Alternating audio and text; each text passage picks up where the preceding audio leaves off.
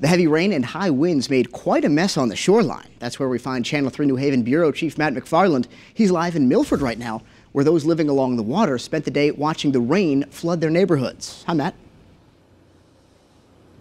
Hi there, Roger. Well, low tide here in Milford a little bit more than an hour ago, so the water is slowly receding, but not fast enough. In fact, the city actually brought in a pump. They're actually just waiting for one more part, but then they're going to start pumping this water here from the road back into Long Island Sound. Neighbors will be finally able to catch a break after having to deal with the pouring rain and the flooding that followed for hours.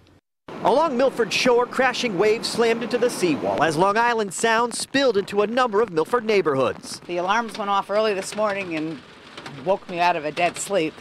But this is the at least third time this year that it's come up as far as my driveway. In the past, maybe once a year. Lori Seberg says she's lived on a lane road for 45 years, and today that road and the ones nearby look more like a river. The water washed up to the steps of some homes. Nearby, a boat stored in a driveway looked more as if it was moored in a marina. And at another house, water lapped up against a downspout as rain tried rushing out of it.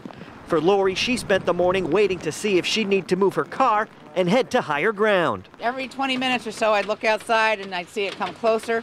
And at the high tide, after an hour after high tide, it was still coming up. That's what was making me worried. Across the Milford shoreline, water washed its way into neighborhoods. The parking lot at Gulf Beach appeared to be, well, a beach. Water everywhere as public works crews closed down roads throughout the city while police officers checked the streets. I was down earlier this morning and the cars were just turning around, so they finally blocked this off, which is good.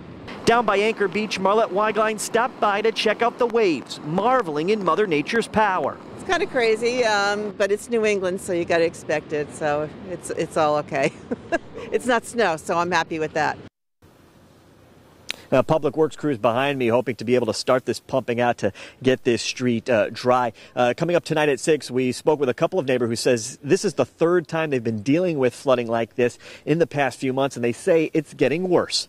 We're live with the Mobile Newsroom in Milford. Matt McFarland, Channel 3 Eyewitness News.